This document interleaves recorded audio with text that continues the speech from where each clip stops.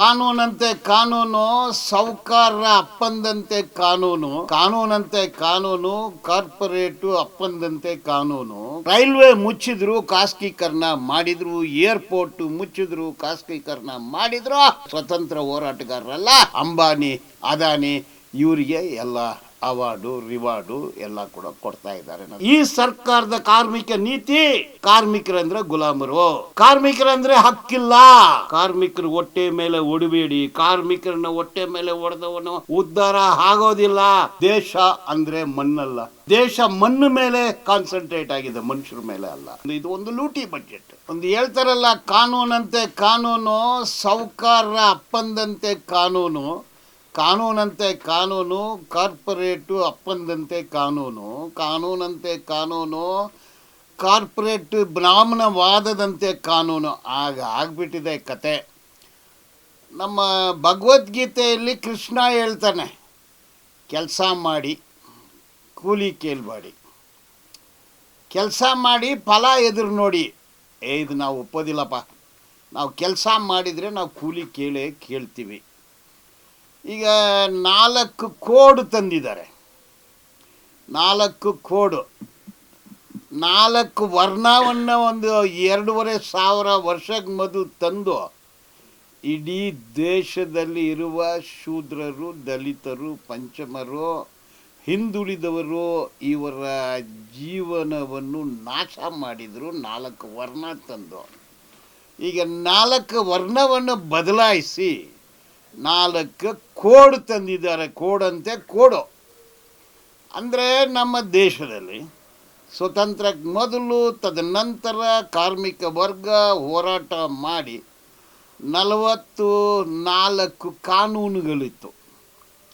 ಅದು ಏನಕ್ಕೆ? ಸಂಬಳದ ಭದ್ರತೆ, ಕೆಲಸದ ಭದ್ರತೆ, ಸಾಮಾಜಿಕ ಭದ್ರತೆ, labour court, labour inspector, labour department, union, ಸಂಘಟನೆ, ಹೋರಾಟ, ಕನ್ಸಿಲಿಯೇಷನು, ನೆಗೋಸಿಯೇಷನು, ಆರ್ಬಿಟ್ರೇಷನ್ ಅಂದು ಹಂತ ಹಂತವಾಗಿ ಕಾರ್ಮಿಕರಿಗೆ ಹಕ್ಕಕ್ಕೋಸ್ಕರ ತಂದಿದ್ದು.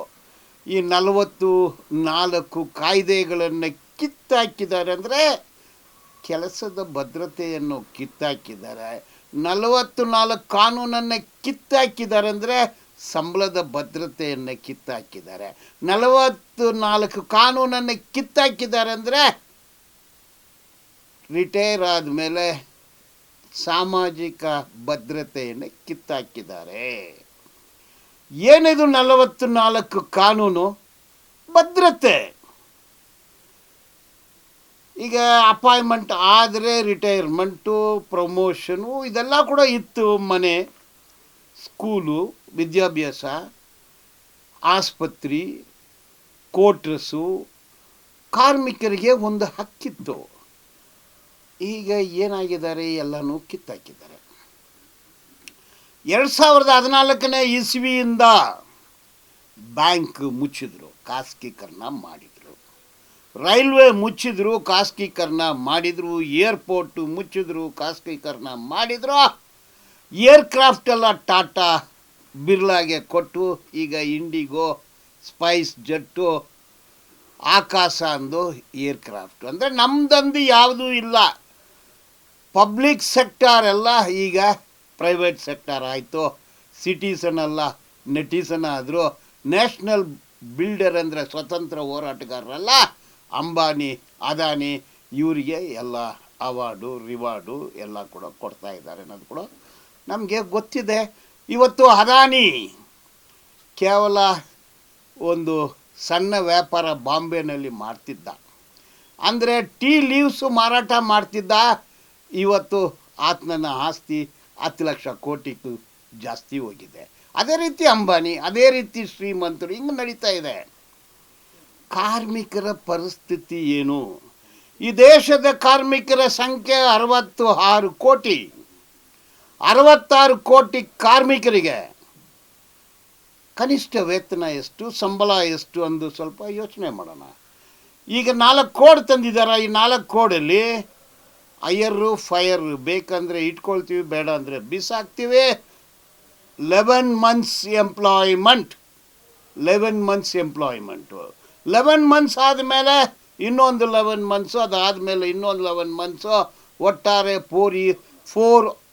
11 ಮಂತ್ಸ್. 11 ಮಂತ್ಸ್ ಆದಮೇಲೆ ಕೆಲಸ ಅನ್ನೋದಿಲ್ಲ, ಕಿತ್ತಾಕ್ತಾರೆ, ಪರ್ಮನೆನ್ಸಿ ಇಲ್ಲ.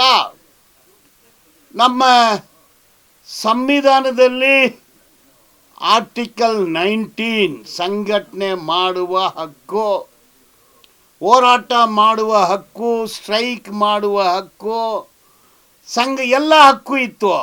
ಈಗ 4 ಕೋಡಲ್ಲಿ ಆರ್ಟಿಕಲ್ 19ಗೆ ವಿರೋಧವಾಗಿ ಅದನ್ನು ಕಿತ್ತಾಕಿದ್ದಾರೆ. ಆರ್ಟಿಕಲ್ 23, 24 ಶೋಷಣೆಗೆ ವಿರೋಧವಾದ ಹಕ್ಕು, ಶೋಷಣೆ ಮಾಡೋಂಗಿಲ್ಲ. ಅದನ್ನು ಆರ್ಟಿಕಲ್ 23, 24ಗೆ ವಿರೋಧವಾಗಿ ಈಗ 4 ಕೋಡು ತಂದಿದ್ದಾರೆ. ಹೀಗಾಗಲೇ ಎಲ್ಲನೂ ಸ್ಕೀಮ್. ಈಗ ಬಿಸಿ ಊಟ ಕಾರ್ಯಕರ್ತರು 4 ಗಂಟೆ, 5 ಗಂಟೆ, 6 ಗಂಟೆ ಕೆಲಸ ಮಾಡ್ತಾರೆ. ಸಂಬಳ ಎಷ್ಟು ಕೊಡ್ತಾ ಇದ್ದಾರೆ ಮೋದಿ ಸರ್ಕಾರದಲ್ಲಿ? ಸೆಂಟ್ರಲ್ ಸ್ಕೀಮ್ ಅದು. 600 ರೂಪಾಯಿ ಸೆಂಟ್ರಲ್ನವ್ರು ಕೊಡ್ತಾ ಇದ್ದಾರೆ, ಸ್ಟೇಟ್ನವರು 4,000 ಕೊಡ್ತಾರೆ. ಅಂದರೆ ಸಂಬಳನ ಇದು 4,600 ರೂಪಾಯಿ ತಿಂಗಳಿಗೆ. ಈ ಬಡ್ಜೆಟಲ್ಲಿ ಅವರಿಗೆ ಏನೂ ಇಲ್ಲ, 400 ಅಂಗನವಾಡಿ ಕಾರ್ಯಕರ್ತರಿಗೆ ಎಷ್ಟು ಕೊಡ್ತಾ ಇದ್ದಾರೆ? 6,700, 11,500. ಅವರು ಒಂದೊಂದು ದಿವಸಕ್ಕೆ 7 ಗಂಟೆ 8 ಗಂಟೆ ಕೆಲಸ ಮಾಡ್ತಾರೆ. ಇಡೀ ದೇಶದ ಮಕ್ಕಳಿಗೆ ಪೋಷಕರಾಗಿದ್ದಾರೆ. ಆದರೆ ಅವ್ರು ಕೊಡೋ ಸಂಬಳ 11,500, 6,700. ಇದರಲ್ಲಿ ಬಡ್ಜೆಟಲ್ಲಿ ಏನೂ ಒದಗಿಸಿಲ್ಲ. ಅವರಿಗೆ ಸಂಬಳದ ಭದ್ರತೆ, ಕೆಲಸದ ಭದ್ರತೆ, ಸಾಮಾಜಿಕ ಭದ್ರತೆ ಇಲ್ಲ, DA ಇಲ್ಲ, PF ಇಲ್ಲ, ಬೋನಸ್ ಇಲ್ಲ. ಆದರೆ ಕೆಲಸಗಾರರು ಅದು ಬಿಟ್ಟರೆ ಎಲ್ಲನೂ scheme. National rural health mission, mid level health provider, TB control, AIDS control. ಎಷ್ಟು ಸಂಬಳ ಕೊಡ್ತಾರೆ ಅವರು? 10,000, 14,000, 18,000. MSc nursing, BSc nursing permanent ಇಲ್ಲ ಅಂತೆ. ಪರ್ಮನೆಂಟೇ ಇಲ್ಲ ಅಂದು 4 ಕೋಡ್ಗಳನ್ನು ತಂದಿದ್ದಾರೆ. ಅದು ಮಾತ್ರದ ಅಲ್ಲ, ಸಂಘಟನೆ ಮಾಡುವ ಹಕ್ಕು ಟ್ರೇಡ್ ಯೂನಿಯನ್ ಆ್ಯಕ್ಟ್ 1926 ಅದನ್ನು ಕಿತ್ತಾಕ್ಬಿಟ್ಟು ಟ್ರೇಡ್ ಯೂನಿಯನ್ ಇಲ್ಲ. ಪ್ರೊಫೆಷನಲ್ ಟ್ರೇಡ್ ಯೂನಿಯನಿಸ್ಟ್ ಅಲ್ಲಿ ಹೋಗಿ ಕೆಲಸ ಮಾಡೋಂಗೆ ಇಲ್ಲ. ಈ ಥರ ಕಾನೂನು ತಂದಿದ್ದಾರೆ. ಇಡೀ 66 ಕೋಟಿ ಕಾರ್ಮಿಕರಲ್ಲಿ 96% ಕಾರ್ಮಿಕರಿಗೆ ಯಾವುದೇ ಭದ್ರತೆ ಇಲ್ಲ, ಸುರಕ್ಷೆ ಇಲ್ಲ, ರಚನೆ ಇಲ್ಲ. ಸರ್ಕಾರ ಅವರನ್ನು 200 ವರ್ಷಕ್ಕೆ ಹಿಂದೆ ತಳ್ಳಿದ್ದಾರೆ. ಈಗ permanent nature of job, organise sector, ಅಲ್ಲಿನೂ ಅವರ ಭದ್ರತೆಯನ್ನು ಕಿತ್ತಾಕಿದ್ದಾರೆ. ಈ 4 ಕೋಡಲ್ಲಿ ಗ್ರ್ಯಾಚ್ಯುಟಿ ಆ್ಯಕ್ಟ್ ಅಂತ ತಂದಿದ್ದಾರೆ. 1 ವರ್ಷ ಕೆಲಸ ಮಾಡಿದರೆ ಗ್ರ್ಯಾಚ್ಯುಟಿ ಕೊಟ್ಟರೆ ಮನೆ ಕಳಿಸ್ತಾ ಇದ್ದಾರಂತೆ. ಲೇಬರ್ ಕೋರ್ಟು, ಲೇಬರ್ ಟ್ರಿಬ್ಯುನಲ್ನ ಕಿತ್ತಾಕಿದ್ದಾರೆ. ಕಾರ್ಮಿಕ ಭವನ ಅಂದು ಪ್ರತಿ ರಾಜ್ಯದಲ್ಲಿದೆ, ಕೇಂದ್ರ ಸರ್ಕಾರದ ಕಾರ್ಮಿಕ ಭವನ. ಅದನ್ನು ಕಾರ್ಪೊರೇಟ್ ಭವನವಾಗಿ ಮಾಡಿದ್ದಾರೆ. ಅಂದರೆ ಕಾರ್ಮಿಕರಿಗೆ ಯಾವುದೇ ರಚನೆ ಇಲ್ಲದೆ ಮಾಡಿದ್ದಾರೆ. ಮಾಲೀಕರು, ಫ್ಯಾಕ್ಟ್ರಿ ಮಾಲೀಕರು, ಮಲ್ಟಿನ್ಯಾಷನಲ್ ಕಂಪ್ನೀಸು, ಕಾರ್ಪೊರೇಟ್ ಕಂಪ್ನೀಸು ಅವ್ರಿಗೆ ವರ್ಕರ್ನ ಫೈರ್ ಮಾಡೋ ಅಧಿಕಾರ ಇದರಲ್ಲಿ ಕೊಟ್ಟಿದ್ದಾರೆ. ಕನಿಷ್ಠ ವೇತನ ಫ್ಲೋರ್ ವೇಜಸ್ಸು 178 ರೂಪಾಯಿ ಅಂತೆ. ದಿನಕ್ಕೆ ಕನಿಷ್ಠ ವೇತನ 400, 450, 500. ತಿಂಗಳಿಗೆ 15,000 ರೂಪಾಯಿಗೆ ಮೇಲೆ ಸಂಬಳ ಇಲ್ಲ. ಎಲ್ಲ public sector, private sector, multinational company, transnational company 90% ಗುತ್ತಿಗೆ ಕಾರ್ಮಿಕರು, permanent nature of job. Core sector, non core sector. ಈಗ ಹೌಸ್ ಕೀಪಿಂಗು, ಕ್ಯಾಂಟೀನ್ ಇಲ್ಲ, canteen, housekeeping, gardening, transportation, hospital ಎಲ್ಲರೂ ಕಾಂಟ್ರಾಕ್ಟ್ ಸಿಸ್ಟಮ್ ತಂದಿದ್ದಾರೆ. ಅವ್ರಿಗೆ ಪರ್ಮನೆನ್ಸಿ ನೇಚರ್ ಆಫ್ ಜಾಬೇ ಇಲ್ಲ. ಮೊನ್ನೆ ಸುಪ್ರೀಂ ಕೋರ್ಟ್ನ ನ್ಯಾಯಮೂರ್ತಿ, ಮುಖ್ಯ ನ್ಯಾಯಮೂರ್ತಿ ಅವರು ಹೇಳಿದ್ದಾರೆ, ಇಡೀ ದೇಶ ಹಾಲು ಆಗಿದ್ದು ಯೂನಿಯನ್ನಿಂದ ಅಂದು. ಹಳೇ ಸ್ವಾಮಿ, ಇಡೀ ದೇಶದಲ್ಲೂ ಬಂಡೆ ಹೊಡೆದಿದ್ದು ನಾವು, ಕಟ್ಟಡ ಕಟ್ಟಿದ್ದು ನಾವು, ಕುರಿ ಮೇಯಿಸಿದ್ದು, ದನ ಮೇಯಿಸಿದ್ದು, ಕಾರು ಕಟ್ಟಿದ್ದು, ಕಾರು ಓಡಿಸೋದು, ಟ್ರೈನ್ ಕಟ್ಟಿದ್ದು, ಟ್ರೈನ್ ಓಡಿಸೋದು, ನೀವು ಹಾಕೋ ಬಟ್ಟೆ, ನಿನ್ನ ಹೆಂಡತಿ ಹಾಕೋ ಸೀರೆ, ಪ್ರತಿ ಒಂದು ದುಡಿಮೆಯಿಂದ ಬಂದಿರೋದು. ಕಟ್ಟಿದರೆ ನಾಡು, ಕಟ್ಟಿಲ್ಲ ಅಂದರೆ ಕಾಡು. ನಾಡನ್ನು ಕಟ್ಟಿದ್ದು ಶ್ರಮಜೀವಿಗಳು. ಸಂಘಟನೆ ಮಾಡಿ ಪಾಲು ಕೇಳಿದರೆ ಅವರಿಂದ ದೇಶ ಕೆಟ್ಟೋಗುತ್ತಂತೀರ? ಇಡೀ ದೇಶನ ಕಟ್ಟಿದ್ದು, ದೇಶಕ್ಕೋಸ್ಕರ ಹೋರಾಟ ಮಾಡಿದ್ದು, ಸ್ವತಂತ್ರ ಹೋರಾಟ ಕಾಲದಲ್ಲಿ ಪ್ರಾಣ ಕೊಟ್ಟಿದ್ದು, ಜೈಲಿಗೆ ಹೋಗಿದ್ದು, ಇದೆಲ್ಲ ಕೂಡ ಸ್ವಾಮಿ ಕಾರ್ಮಿಕರೇ.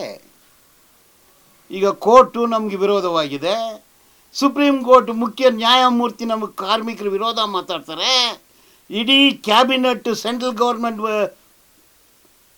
ಪ್ರಧಾನಮಂತ್ರಿಯಿಂದ ಹಿಡಿದು ಎಲ್ಲ ಮಂತ್ರಿಗಳು ಕಾರ್ಮಿಕರಿಗೆ ವಿರೋಧವಾಗಿ ಮಾತಾಡ್ತಾ ಇದ್ದಾರೆ. ಈ ಕಾನೂನನ್ನು ತಂದಿದ್ದಾರೆ. ಈ ಕಾನೂನು ಚೌಕಟ್ಟಿಯಲ್ಲಿ journalist, printing journalist, media journalist, beedi ಕಾರ್ಮಿಕರು, construction workers, contract regulation and abolition act, service weightage, bonus, ಪ್ರತಿಯೊಂದನ್ನು ಕಿತ್ತಾಕಿದ್ದಾರೆ. ಆಯಿತು, ನೀವು ಹಿಂಗೆ ಮಾಡಿದರೆ ಹಸುವು ಆಗುತ್ತೆ, ಹಸುವು ಕೋಪ ಆಗುತ್ತೆ, ಕೋಪ ಸಂಘಟನೆ ಆಗುತ್ತೆ, ಸಂಘಟನೆ ಹೋರಾಟ ಆಗುತ್ತೆ, ಹೋರಾಟ ಕ್ರಾಂತಿ ಆಗುತ್ತೆ, ನೀವೆಲ್ಲ ಕೂಡ ಮನೆಗೆ ಹೋಗ್ತೀರಾ ಅನ್ನೋದು ಕೂಡ ನಾವು ಎಚ್ಚರಿಕೆ ಮಾಡ್ತಾಯಿದ್ದೀನಿ. ಆದರೆ ಈ 4 ಕೋಡು ಇದು ಕಾರ್ಮಿಕರಿಗೆ ವಿರೋಧವಾದ ಕಾನೂನು. ಈ ಕಾನೂನು ಬೇಡ. ಕೋಡೊಂದು ಅವ್ರ ಹೆಸರಿಟ್ಟಿದ್ದೆ ಒಂದು ಕಿತಾಪತಿ. ಎಲ್ಲ ಕಾರ್ಮಿಕರಿಗೆ ಅನ್ಯಾಯ ಮಾಡಲು ಕೋಡ್ ಅಂದಿದ್ದೀರಿ. ಕಾನೂನನ್ನು ಕೋಡ್ ಅಂದು ಯಾಕೆ ಮಾಡಿದ್ದೀರಾ? ಕಾರ್ಮಿಕರಿಗೆ ರಚನೆ ಇಲ್ಲದೆ ಯಾಕೆ ಮಾಡಿದ್ದೀರಾ? ಕಾರ್ಮಿಕರಿಗೆ ಕೆಲಸ ಇಲ್ಲದೆ ಯಾಕೆ ಮಾಡಿದ್ದೀರಾ? ಇದರಲ್ಲಿ ಗಿಗ್ ಎಂಪ್ಲಾಯಿ ಅವ್ರಿಗೇನೂ ಇಲ್ಲ, ಪ್ಲಾಟ್ಫಾರ್ಮ್ ಎಂಪ್ಲಾಯಿ ಅವ್ರಿಗೂ ಏನಿಲ್ಲ, ಕಾಂಟ್ರಾಕ್ಟ್ ಎಂಪ್ಲಾಯಿ ಅವ್ರಿಗೂ ಏನಿಲ್ಲ, ಅವರಿಗೆ ಪ್ರಮೋಷನು ಇಲ್ಲ, ಮನೆ ಇಲ್ಲ, ಮಠ ಇಲ್ಲ, ವಿದ್ಯಾಭ್ಯಾಸ ಇಲ್ಲ, ನಿರಂತರ ಕೆಲಸ ಇಲ್ಲ. ಅಂದರೆ 100 ಕೋಟಿ ಕಾರ್ಮಿಕರನ್ನು ನೀವು ಬರೀ 2 ಕೈ 2 ಕಾಲುಗಳಾಗಿ ನೋಡ್ತಾ ಇದ್ದೀರ. ಅವ್ರೇನು ರೊಬೋಟಾ? ಅವರಿಗೆ ಹೊಟ್ಟೆ ಇಲ್ವಾ? ಅವರಿಗೆ ತಲೆ ಇಲ್ವಾ? ಕೈ ಇಲ್ವಾ? ಕಾಲಿಲ್ವಾ? ಅವ್ರ ಮನುಷ್ಯರೇ ಇಲ್ವಾ? ನಿಮ್ಮ ಕಾರ್ಮಿಕ ನೀತಿ ಏನು ಅಂದರೆ, ಈ ಸರ್ಕಾರದ ಕಾರ್ಮಿಕ ನೀತಿ, ಕಾರ್ಮಿಕರಂದರೆ ಗುಲಾಮರು, ಕಾರ್ಮಿಕರಂದರೆ ಹಕ್ಕಿಲ್ಲ. ಅಂದರೆ ಈಗ ಕಾರ್ಮಿಕರು ರಕ್ತವನ್ನು ಸ್ಟ್ರಾ ಹಾಕಿ ಹಂಗೆ ಸಕ್ ಮಾಡಿಕೊಳ್ತಾರೆ. ವೇಜ್ ಬಿಲ್ಲು ಕಡಿಮೆ ಆಗುತ್ತೆ, ಕಾರ್ಮಿಕರ ಸವಲತ್ತು ಕಡಿಮೆ ಆಗುತ್ತೆ, ಇದೆಲ್ಲ ಕೂಡ ಲಾಭ ಆಗುತ್ತೆ. ಇವತ್ತು ಬಡ್ಜೆಟ್ ನೋಡಿ, ಕಾರ್ಮಿಕರಿಗೆ ಏನಾಗಲು ಕೊಟ್ಟಿದ್ದಾರೆ ನೋಡಿ, ಬೋನಸ್ಗೆ ಕೊಟ್ಟಿದ್ದಾರೆ ನೋಡಿ, ಕಾರ್ಮಿಕರ ಮನೆ, ವಿದ್ಯಾಭ್ಯಾಸ, ಆಸ್ಪತ್ರೆ ಏನಾಗಲು ಕೊಟ್ಟಿದ್ದಾರೆ ನೋಡಿ. ಅದರಿಂದ ಇಡೀ ದೇಶದ ಕಾರ್ಮಿಕರ ವಿರೋಧ ನೀತಿಯಾಗಿ 4 ಕೋಡ್ಗಳು ಬಂದಿದ್ದೆ. ಅದಕ್ಕೆ ಎಲ್ಲ ಸೆಂಟ್ರಲ್ ಟ್ರೇಡ್ ಯೂನಿಯನ್ನು 12 ಫೆಬ್ರವರಿ ಒಂದು ಇಡೀ ದೇಶ ಮುಷ್ಕರ ಬಂದು ಕರೆ ಕೊಟ್ಟಿದ್ದಾರೆ.